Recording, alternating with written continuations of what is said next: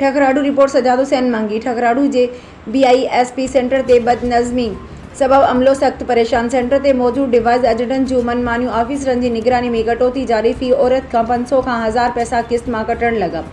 खबर मूजिब ठकराडू जे BISP centre ते बदनज़मी सबब अमलो परेशान। डिवाइस एजेंटन जूं मनमानियूं करे AD दिलीप कुमार जी मौजूदगी में कटौती कई पई वने। मुस्तक़ उन मौके ते AD दिलीप कुमार ऐं मुख्तियार महर जा एजेंट सरगरम ॿाहिरां माण्हुनि खां पैसा ॻाल्हाए उन्हनि खे रक़म ॾियनि पिया। बाक़ी ग़रीब अवाम लाइ बीही करे मोटी पई वञे।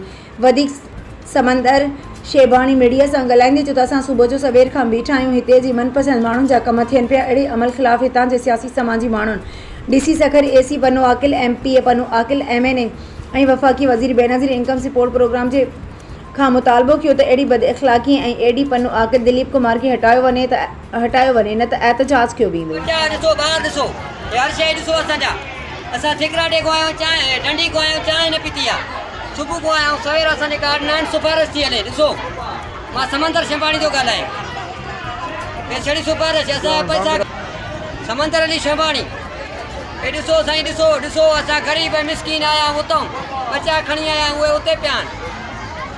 ग़रीबनि खे गुज़ारो ई नथा कराइनि का शइ। ॾिसो त हालत आहे असां छा छड़ा माड़े चंद जा भरंदा सुबुह को ॾींहुं वेठा आहियूं। ॾिसो हालत असांजी, ये हालत असांजा पैसा आहे। पैसा ॿियनि वरिता आहिनि त वरी पैसा खुटाए था ॾियनि।